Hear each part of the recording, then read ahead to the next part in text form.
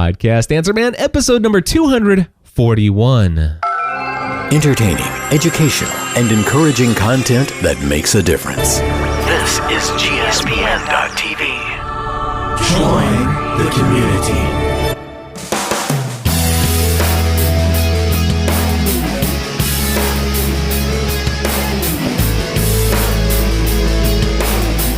Hello, everybody, and welcome back to another episode of the Podcast Answer Man. My name is Cliff Ravenscraft, and this is the podcast about podcasting, helping you take your show to that next level.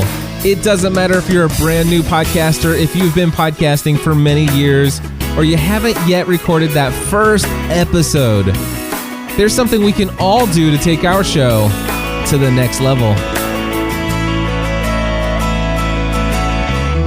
Okay, and sometimes taking the show to the next level is actually hitting the record button and trying the intro a third time until you get it right. You know, it all works out in the end. Hey, folks, I am so delighted to have you here listening to this episode.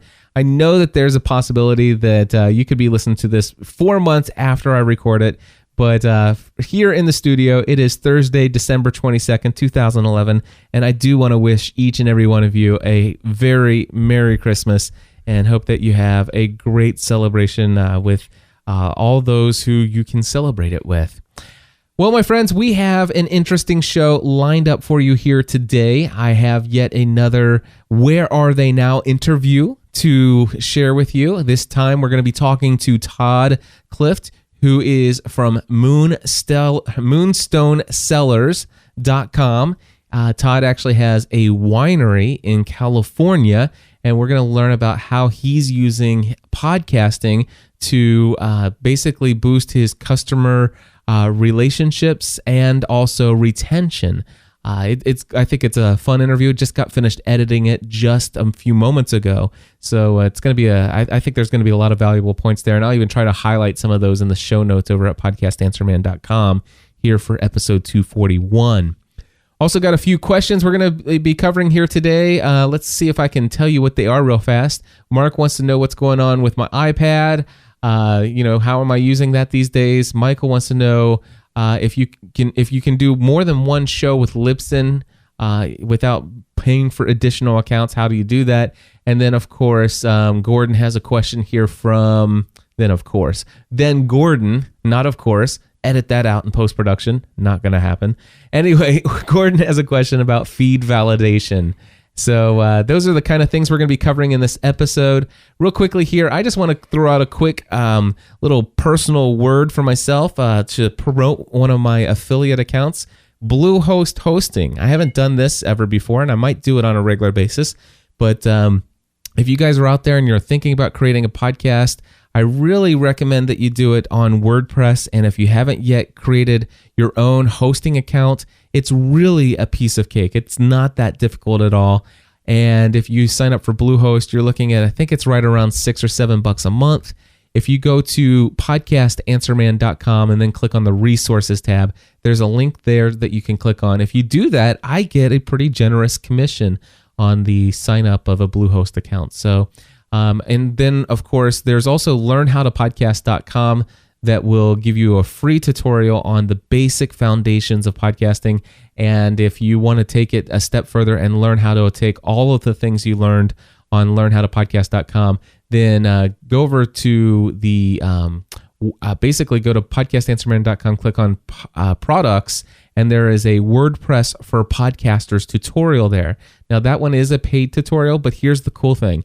If you get the WordPress for Podcasters tutorial, it shows you step by step how to set up a WordPress podcast using Bluehost. Even if you've never had a hosting account before, you've never even registered a domain before, it actually takes somebody who had none of that stuff. We registered a domain, set up his Bluehost hosting account, and installed WordPress, configured it, and had it all submitted, all within 90 minutes. So again, WordPress for Podcasters and Bluehost hosting.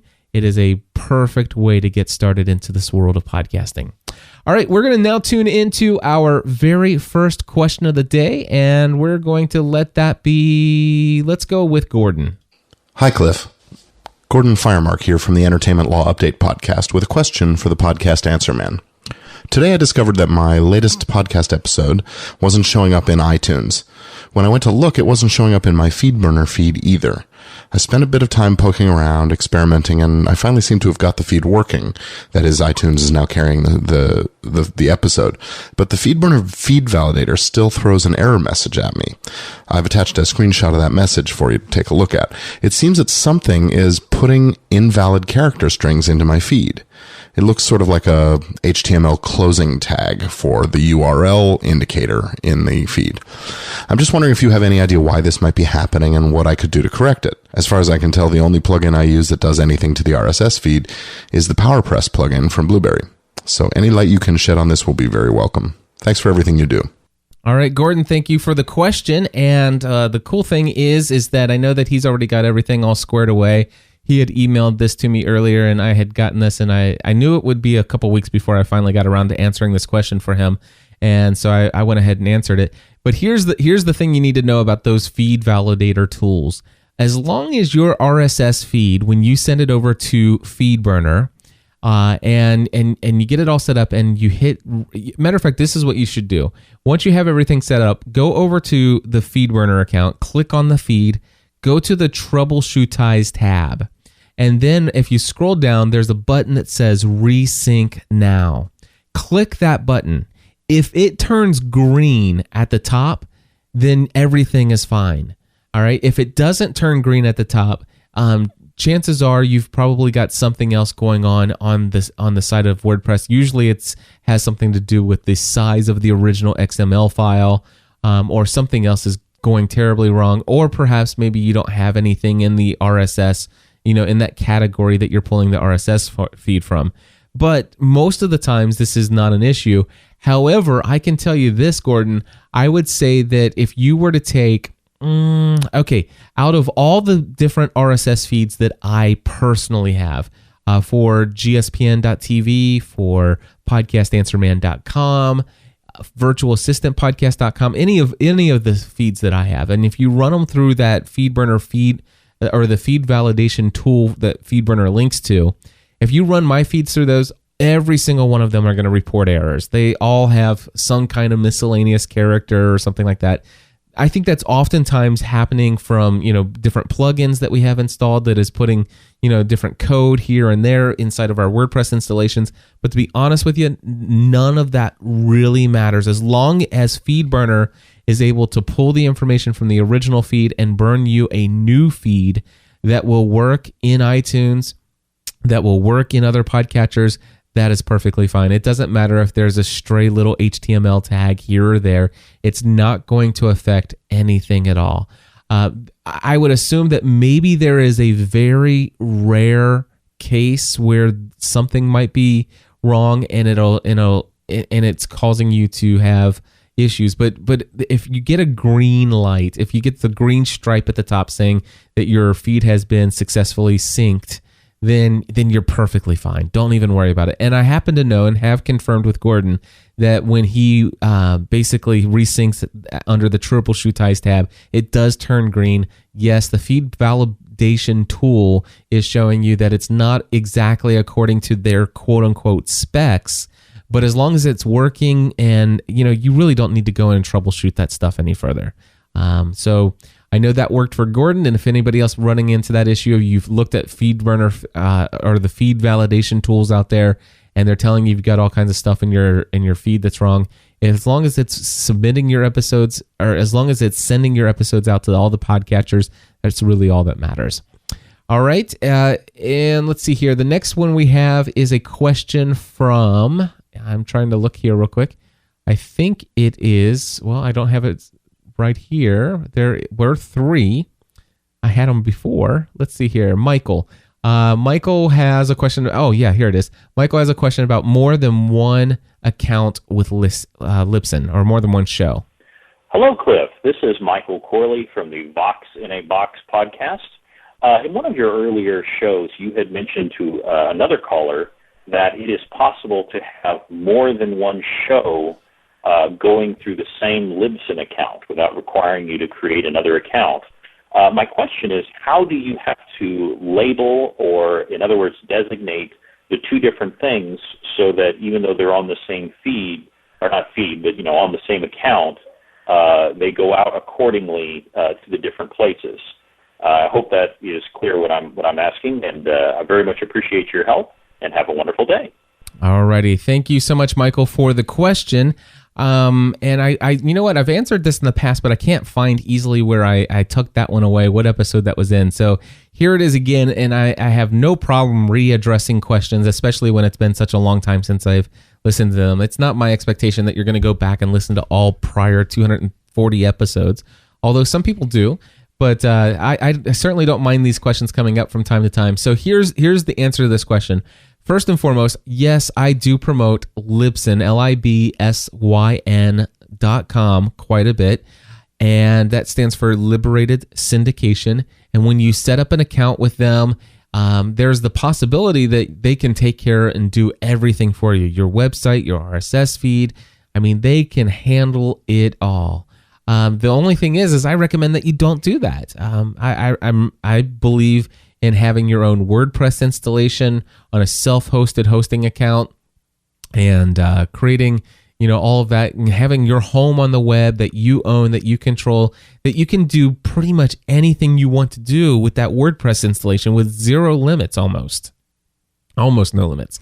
So I really do advocate for using your own self-hosted site and simply using Libsyn as a media host. All that means is that you're uploading a file and it's sitting on their computers ready to deliver out to the world, and all you're getting from them is simply a link, a URL of where that file exists, so that you can put that into the plugin or your enclosure on your WordPress site. And basically it just says, hey everybody, here's a new episode, and by the way, here's where it's located on the internet. And that's happening all inside of the RSS feed. And it's just simply pointing people to Libsyn, and then Libsyn gets the request and sends them the file. That's all we're doing. So as long as you're only using them as a media host, and the only other good thing that I use them for is their stats. Their stats are really cool if you have a program. One of the things where it actually gives you the stats that you can look at. But anyway, if you are using them just as uploading files, it doesn't matter what you do. You upload a file just like anything else. So one of the things that I'm very big on is naming all of my files the same. So like, for example, this show right here, I already know is going to be 241 PAM hyphen something related to the title .mp3. So every single episode of Podcast Answer Man starts off with, actually, it's not 241. It would be PAM 241 hyphen title.mp3. And if I was recording an episode of Business Tech Weekly, it would be BTW, 3-digit number hyphen title.mp3. If I was doing, Authentic Life Radio for Stephanie, it would be ALR 013 hyphen title.mp3. So all of that would happen. I would actually have all of these things alphabetically organized, because what I have is currently right now we're producing approximately 7 to 10 shows a week right now. I have done as many as 20 shows in a single week, and they're all, technically speaking, as long as you can fit it within your upload account, and I have 2 1.5 terabyte accounts with Libsyn, but if you had one 1.5 terabyte account and you had 7 different shows, you could upload every single one of those MP3 files from all 7 shows each week into the same Libsyn account. You don't have to do anything special at all. The only thing you do is you upload the file, you get the link to where that file exists, and then you bring it back to your site. That's all there is to it. Now, if you're using Libsyn's website and you've told people that the website for your podcast is the website that Libsyn provides for you, this is a whole different scenario. What would happen is if you did what I was talking about, and you had, let's just say you had the Vox in a Box podcast, and then all of a sudden you created a second podcast for XYZ. Well, then the XYZ episodes would show up on the Vox in a Box podcast website if it was the Libsyn website you were pointing people to. That's one of the reasons why I recommend that you create your Vox in a Box website on WordPress. And that way, you're paying $7 a month for hosting to, Bluehost or somebody else like that. And then all of a sudden, it's like you create a second website. If you want it to have its own brand, its own identity, then you do xyz.com, buy that domain, add an add-on domain to your Bluehost account, and install WordPress again, which, by the way, doesn't cost you anything extra except for the domain name. And then you basically just pull those files and submit them, the URLs, and put them into the enclosure in the new WordPress site, and it'll pull it all from the same place, all from the same account. So hopefully that makes sense to you. Again, if the only time that this won't work using one Libsyn account for multiple shows is if you're using their RSS feed, or that they provide, or if you're using their website that they provide. If you avoid that, then you don't have to do anything special. Why do I choose to name my files the way that I do? There's a very clear reason for that. And that is for if I do want to go in and I want to see the stats, it is possible for me to pull the stats up, and then I can actually I can sort the stats by episode, by the name, alphabetically. So I could, by default, it's going to show you the stats by date. It's going to show you with the most recent first and then going backwards. But you can click on the header of the name of the files, and it will alphabetically sort those. And so because I'm PAM 3-digit number, and even if it was like, remember ALR 013, that's 13. And what that does is it keeps those things in alphabetical order. So if I go down to the P's and scroll halfway through the list and find Podcast Answer Man, it's very easy for me to see all the Podcast Answer Man episodes all together. Even though in my Libsyn account, I have thousands of episodes of 24 different podcasts, but it's easy for me to go and find the stats for exactly what I'm looking for in the event that I am looking for stats, which, to be honest with you, I don't really look at very often. All right, so moving along, we have one more question. This one's coming from Mark, and it's related to the iPad. So, Mark, take it away. Hello there. This is Mark Batiste from Chicago with a question for the Podcast Answer Man. Cliff, in an earlier podcast, I couldn't begin to tell you where, you had mentioned that you had purchased an iPad to help facilitate your whole business there in the studio. Looking at the product myself, I'm not really sure if I want to go ahead and spend the money on it. So I was just wondering if you wouldn't mind talking a little bit about exactly what the different tasks and whatnot that you use the iPad for. I'm sure you use it both professionally and personally, but I just kind of like to get an idea of how you use that. Have a good one. All right, Mark, thank you very much. To be honest with you, I very rarely use my iPad at all today. I do have the original iPad. I got it right when it first came out. I did not upgrade to the iPad 2. I didn't think that it added anything of value that I couldn't do already.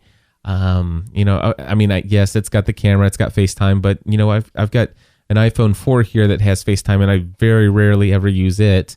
So the thing is the iPad for me has become less of a business tool and more of a just entertainment tool. In fact, I subscribe to the Daily magazine on there, and I don't think I've read that in a couple months now. And that was my favorite app on the iPad for a while. I am playing a game. I bought a game, Flight Control HD, and I enjoy playing Flight Control on there. But unfortunately, I'm not using it for business purposes really at all. Now, I use a program on my computer here in the studio called Soundbite. It's what I use to queue up all the audio clips. That's how I played your audio clip there, the music at the beginning of the show. And there is an application, and I'm looking here, and it's called iSoundbite. iSoundbite. And what iSoundbite does is it allows me to pull it up as long as I've gone into the configuration and set up the IP address and all of that stuff. I'm able to do this. I can actually click a little button and go right there, right from my iPad. And this is probably one application that I can still use in my production, and it's actually quite useful. And the reason why this one application is useful is because my sound clipboard, for me to be able to click a button with my mouse, the actual screen has to be active. And sometimes what I'll do is I'll click play on the music, and then all of a sudden during the show I'm looking something up on a website or doing something else, and the soundboard is still there, and then all of a sudden I go to press the button and it doesn't do anything. And that's because even though I put my mouse pointer right over the button, all I did with the first click was actually make that the most active foremost upfront screen on the desktop display. And so therefore now I'd have to click that place one more time to now engage the button. I don't know if that made sense to you or not. Hopefully how I'm explaining that is that, the window has to be active before I can click a button. And what's cool about the application is I can actually minimize. I don't even have to have the application the foremost in the foreground.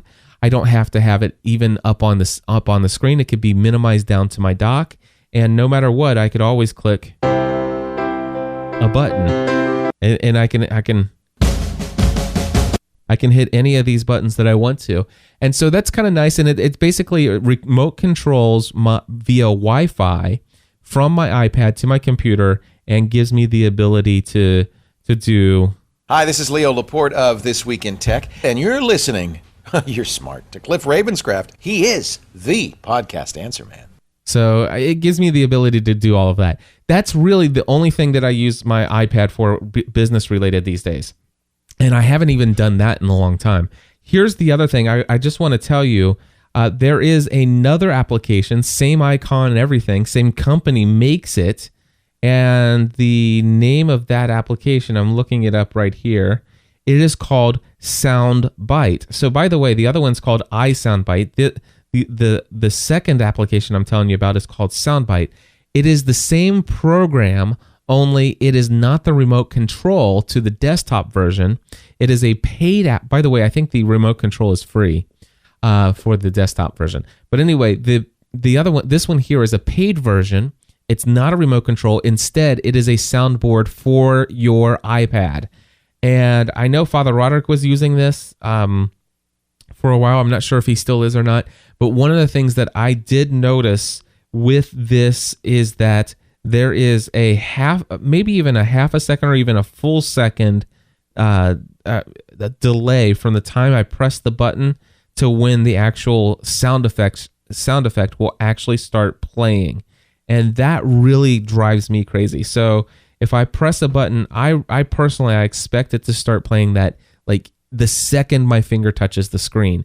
And that doesn't happen on the Soundbite one, the one that you pay for and that you can install your audio clips on locally. Outside of that, no, I'm not using it all that much at all. Although I will tell you, I did get this recently. I did just buy for the iPhone. What is that? Hold on. Log Me In Ignition. So I just purchased Log Me In Ignition, and I think it is a universal app, and if I'm not mistaken, it's either $25 or $50. And that allows me to control my computer from another location pretty easily. And it's basically remote desktop software. So if you've ever heard of like Go To My PC or anything like that, logmein.com, you can set up a free account where it makes your computer available to where you can log in from another location. And I found that I could actually control my 27-inch iMac from my iPhone from another location using this Log Me In. And I believe that that's a universal app that would also work on the iPad, would make it even easier to look on that. But it sounds to me like you're not sure if you want to spend the money. What kind of business purposes are there? Now, here's the situation. There's a lot of people out there with blog posts that tell you about, all the different ways that you can use your iPad in your business. Personally, I loved my iPad until I got my MacBook Air. Once I got my MacBook Air, my iPad became an electronic picture frame. It really did, or it became a little gaming toy or something like that. And I still enjoy my iPad. I really do enjoy my iPad, but not for work. It's usually all content consumption or just playing around and things of that nature. So hopefully, Mark, I've answered your question, and we'll move forward. All right, so the next thing I've got here for you is our interview for this week. It is with, like I said, Todd Clift from moonstonecellars.com, and we're going to learn a little bit about how he's using podcasting in his business. So without any further ado, here's that interview right now.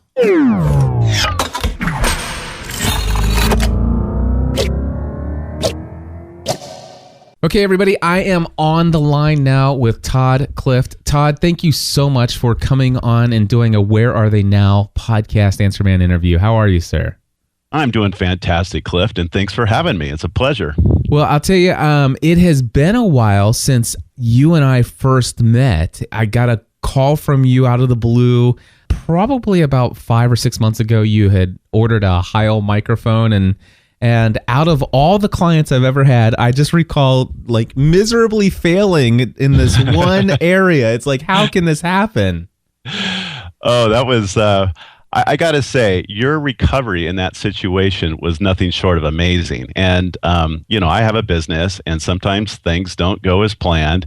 And when they do, I will bend over backwards to make sure that my customers are taken care of and left in a better state than when they showed up. And I got to say, I really, I think you are an example of what a company should do when something goes wrong. And it was nothing that you did either. It just so happened we got a bad batch of products out of Heil. Yeah, it was the Heil PL2T microphone boom arm, and it just so happened the spring would not stay sprung. That's exactly right. I would find myself starting the beginning of my podcast sitting in a nice upright position, and by the end of my podcast, I had my chin on the desk. Oh my goodness. Well, I certainly do recall that situation like it was yesterday, and I certainly appreciate your patience in dealing with the scenario. I'm glad we got it all worked out. Just so people know, you're obviously not talking on your Heil right now. Skype conversations are not typically your forte in your podcast at this moment in time. Is that right? That's correct. And I just recently got everything set up to do that. And you would have been my first Skype call.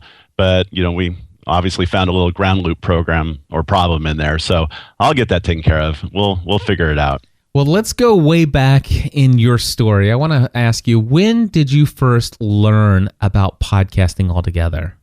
Wow, great question. I want to say boy, we're probably going back to 2001. There was a show on public radio that I would like, but it never seemed to be on when I could watch it. So finally I went to their website, and there they weren't podcasts. They were just, recordings downloadable from their website. And I thought that was cool. And over time, I started realizing more and more shows and various types of programs were doing this. And then, the iPod came out, and they started coining the term podcast. I just kind of knew them as downloads. And after a while, I found myself, I would say by about 2005, 2006, when my business forced me to commute a lot. And we live in an area where there's lots of hills, so the radio reception here is very spotty. So I took to downloading and listening to podcasts. So everything from comedy to music to short stories, you name it. Anything to keep me entertained on the road. Did you ditch live radio right away? Well, it was funny because I had to ditch live radio here, again, because of the reception. And I went to satellite radio for a while. But I found that, their programming lists and things like that actually got a little stale pretty quick. And again, in our area, there was even some places where the satellite radio wouldn't come through because we had some tall trees in the area. So then I just became all in on podcasts. And I would say for the last 5-6 years, that's about all I listened to in my truck. When was it that you first decided that you wanted to launch your own podcast? Boy, and it's a little bit nebulous, and it just kind of like grew on me. And it might go back to social media a little bit. I had a friend who he'd only talk on Facebook, and so I started going into Facebook, and he said that'd be good for your business. And I started thinking about other things that might be good for the business. And then I got kind of the aha moment that I could do a podcast for the business. And I was enjoying podcasts so much. I'm kind of a techie geek anyway, and I thought this could be really, really cool. So I started seeking out podcasts about podcasts, and of course that pointed me in your direction, and I just absolutely, just soaked up every single podcast you've produced on podcasting, and I also got into the virtual assistant podcast as well. Nice.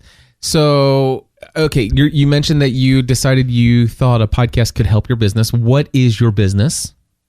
I own a winery. I'm a winemaker, and we have a winery called Moonstone Cellars. So I thought we could do something about wine, something educational, because wine is so mysterious to so many people. Excellent. And of course, the name of the podcast here is Wine Word of the Day. Is that right? You got it. All right. One of the things that I noticed when we got on the phone today is that when you had told me about your podcast, you said, what you do is you go to moonstonecellars.com and then it's /WWD. Now, one of the things that I just did as we were talking here, I went to GoDaddy.com. And I want you to know that winewordoftheday.com is currently available for purchase.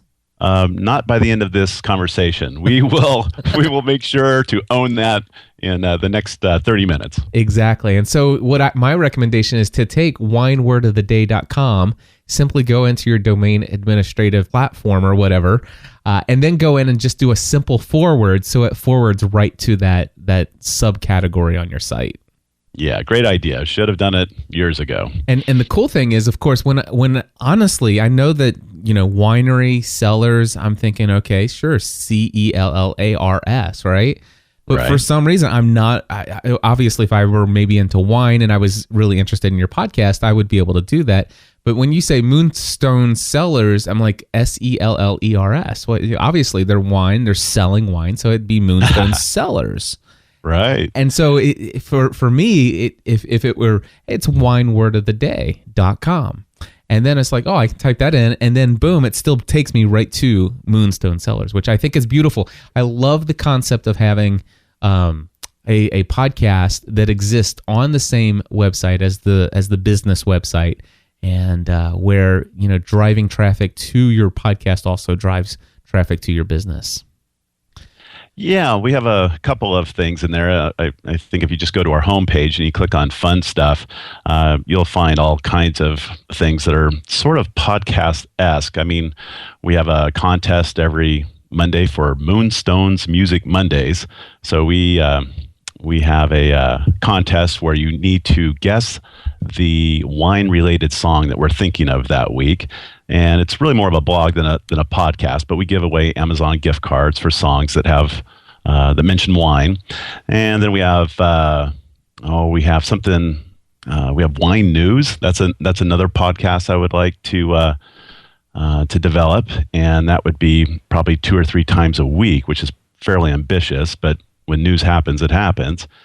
And then we also do we're trying to do a video podcast called Ask Grape Stomper Todd. My nickname around with my customers is Grape Stomper Todd. So that gives them a chance to either shoot video of themselves asking the question or call in on our Google line. Very cool. So you're thinking of adding another podcast that'll be multiple times per week and also a video. So it sounds to me like you have lots of free time on your hands. Definitely not, and especially during harvest season. I mean, I'm working around the clock when the grapes come in during crush season. So we find ourselves with a little bit of gaps. I know that you're a big proponent of staying very consistent with how often you should publish your podcast.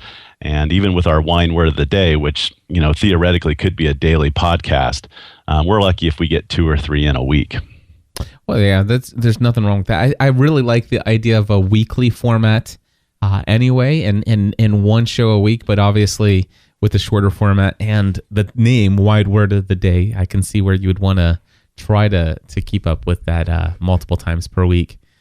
So here's my question for you. When you started this, you said, podcast would be good for our business, but were there any other motivating factors for you as far as, is there a purpose or a set mission that you have for your podcast?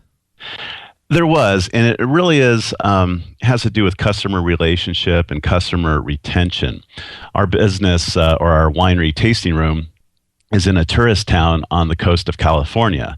In fact, it's exactly midway between Los Angeles and San Francisco. They're both 250 miles in either direction.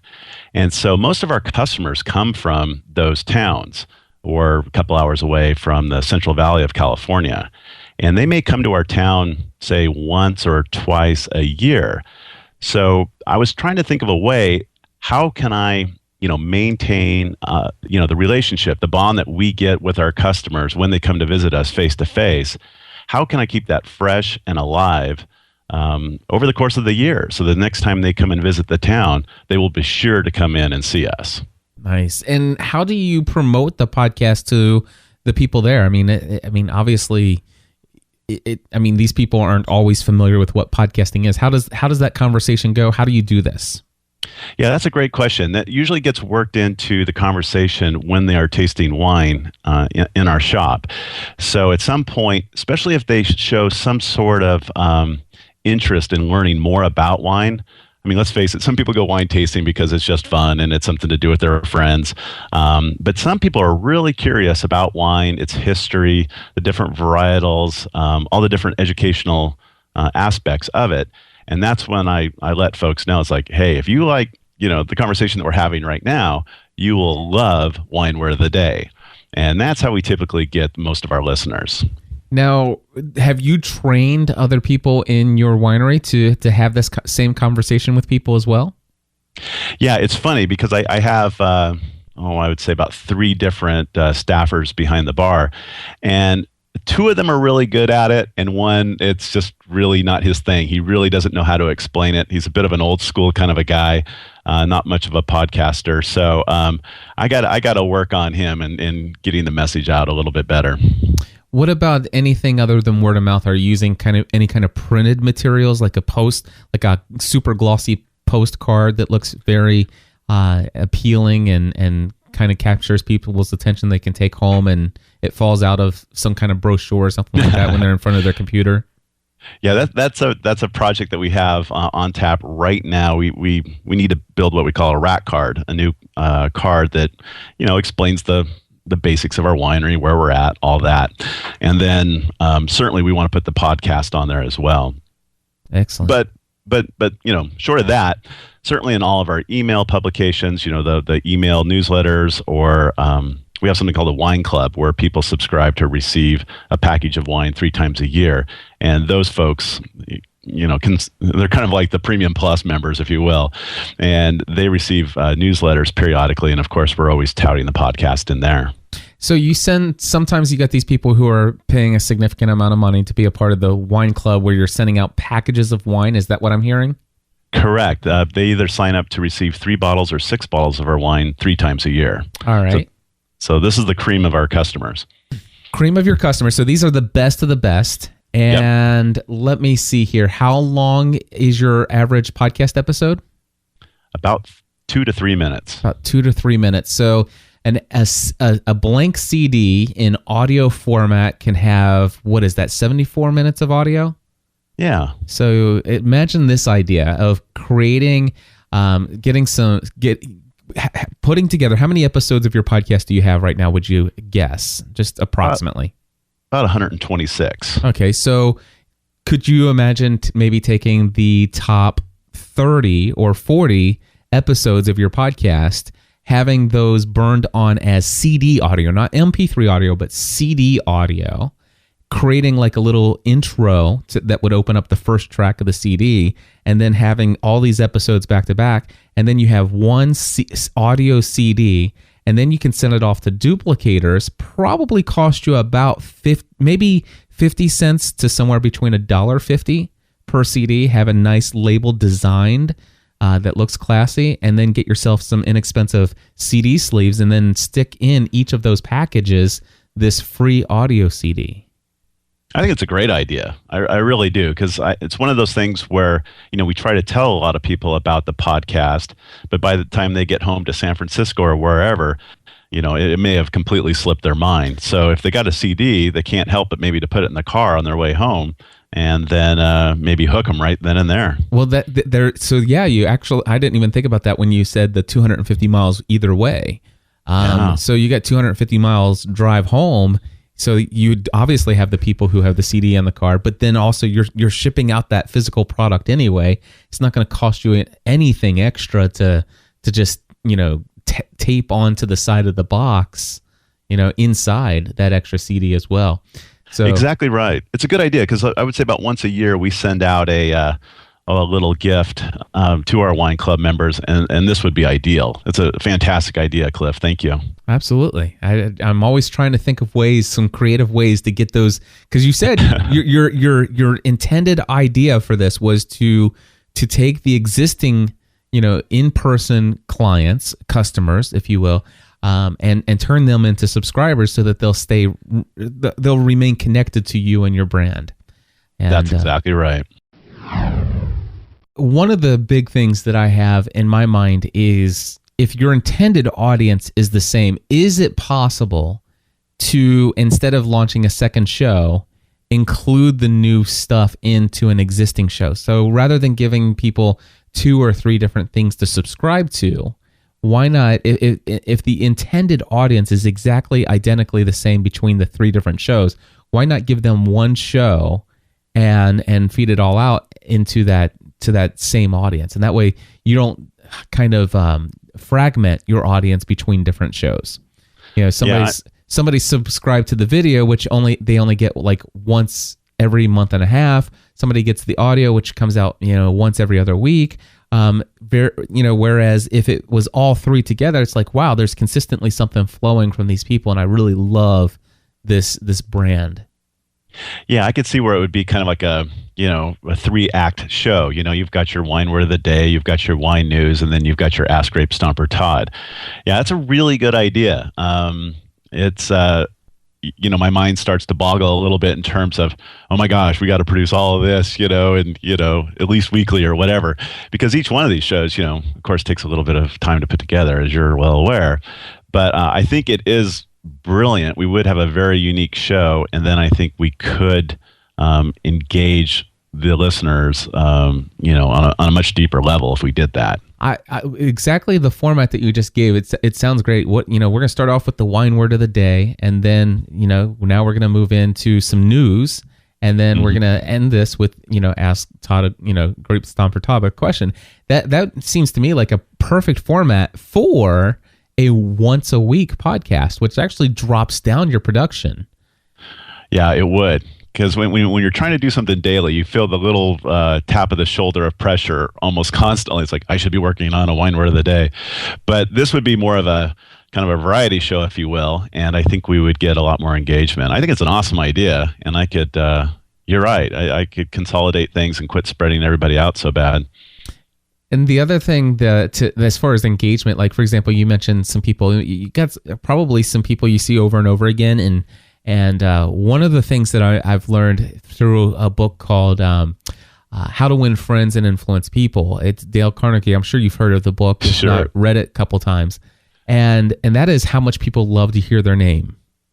And so using people's names, like, for example, when John Anderson came in the other day, he was in the tasting room, and just tell a little story, just saying, hey, just was great to see John in the tasting room again. And you start sharing people's names in a podcast, and all of a sudden, if those people catch wind, especially if you were to just shoot them an email and say, hey, just want to let you know we mentioned you, that conversation, or even in the tasting room, say, hey, do you mind if I tell somebody about that? Do you mind if I share your comments with my audience on my online radio show or podcast? And then you watch them perk up. It's like, oh, you want to talk about me on your show? This is great. And then all of a sudden they're telling their friends to listen. And yeah, so that's something you could consider as well.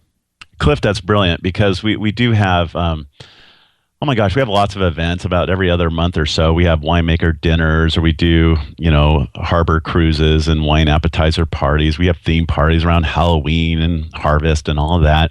And a lot of these people do get to know one another from these events, and they start to become friends, and they start to even follow each other on Facebook, I've noticed. So with that, Cliff, I think it's a brilliant idea. I really think that would pull in a lot more listenership. And one other thought off the top of my head is not just mentioning their names, but imagine if their own voices were somehow included somewhere, some way. This is one of the reasons why I love doing audio feedback and letting people have a voicemail phone number they can call in and ask questions. Try to limit it to, a minute and a half, 2 minutes, or even shorter if possible. And then say, hey, here, Todd called in and play your question. Boom, I answer it. So that's an idea there. But also, if you're at these live events and these people are out there, one of the benefits that you have of your local clientele that are in face-to-face communication with you is you may have some of these people that you've come to know well enough that they'd be interested in doing an interview with you, or even just something like saying, hey, this is John Smith and you're listening to Moonsellers Radio, or you're listening to Wine Word of the Day. Yeah, it's a great idea. We should get the old Zoom H4n out there and let people have a crack at it. Yeah, just say, hey, that's one of the things I like to do to go to these conferences and say, hey, Leo, can you record a little bumper for me? So just say, hey, this is Leo Laporte and you're listening to the Podcast Answer Man. Yeah, and they would love it. You're right. They would love to hear their voices, and it makes them a part of something bigger. Yep. So you mentioned Facebook. How vital are you noticing social networking is to your business and to your brand? Facebook has been really critical. That's probably where we do 95% of our social media work. And I got to say, we use RSS Graffiti, mm-hmm. and if we forget to use it somehow or whatever, our settings aren't right. Without question, I would say our listenership drops to about half. So clearly, many people are consuming the podcast through Facebook and through the play button on Facebook. That's a dramatic, noticeable thing. That's nice. I'm looking at your Facebook page here, facebook.com/moonstonecellars, noticing 2,100 people on there. That's a significant number of Facebook fans, especially since you're a local brand, very geographically based and everything. Yeah, now we were able to kind of salt the fan base a little bit. There was a time there when we were offering free wine tasting if you liked us on Facebook, and it's amazing how many fans you can pick up doing that. But what's neat is I haven't seen a drop off, and I have seen numbers go up on the podcast during that time. So in a way, it cost us a little bit in wine at the time, but I have not seen, apparently they liked the wine, they liked us, so it all worked out. It wasn't one of those deals where we offered something and people just quickly liked and then got out. So I think the retention really worked, and I'm tempted to go back to it. Nice. I like that. By the way, this is the first time I've ever really heard somebody, share that, that the Facebook audience being a primary source of listens to a podcast, which for again, a geographically located business such as yours, and your primary target audience being your existing customers and building and retaining them, that makes a lot of sense. And I love the idea that the fact that you're using RSS Graffiti. I know there was about a week and a half to 2 weeks, maybe it might have even been 3 weeks, that it did not work. They had some changes at Facebook, and they had to actually reprogram around it.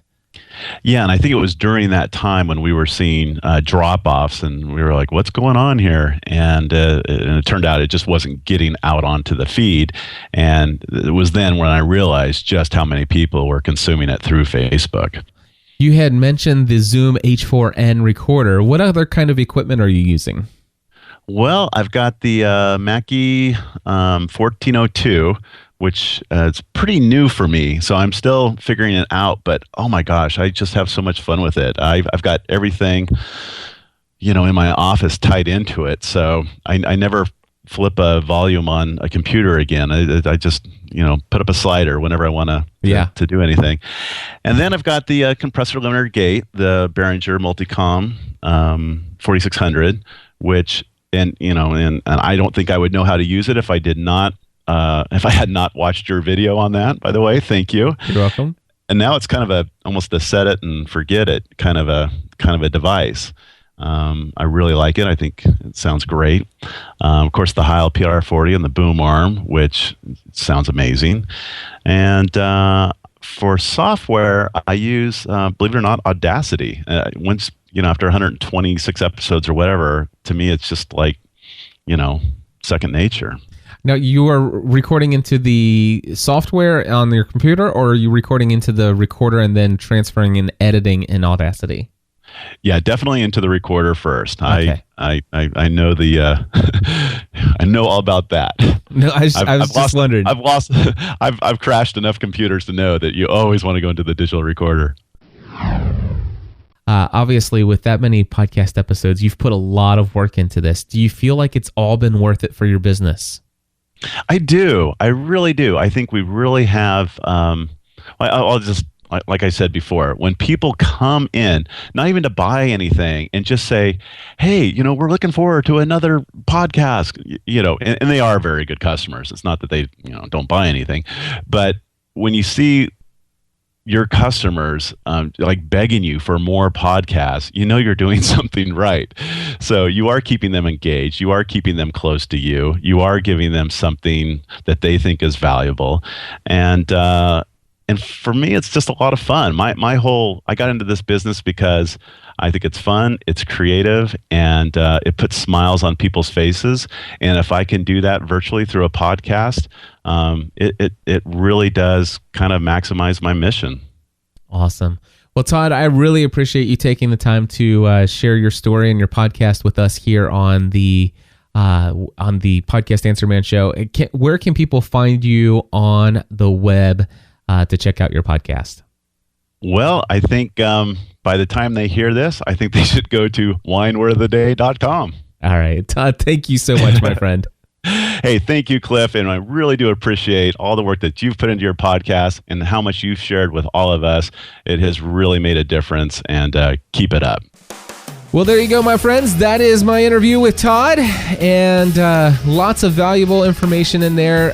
I think especially gives you a little insight it gives me a lot of insight into how somebody who has a business that pretty much depends mostly on people within a geographic area, and how you can communicate that you have an audio podcast to maybe some non-technical people so that you can...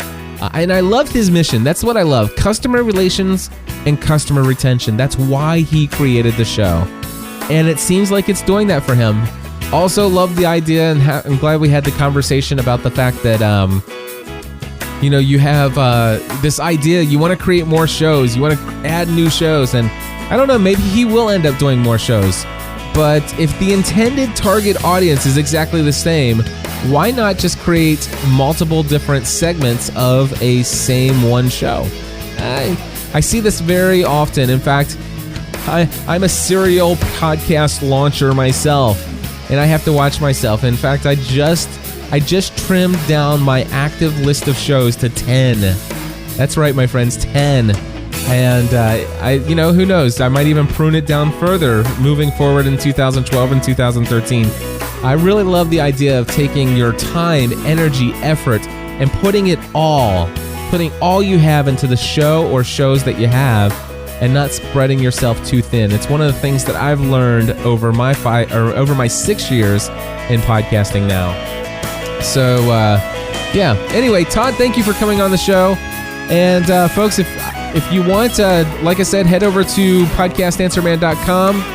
Over on the resources tab, if you're looking to set up that hosting account, Bluehost is the way that I would recommend folks go, especially if you're just getting started. I'm going to head out of here. Again, Merry Christmas, and until next time, I encourage you to join the community.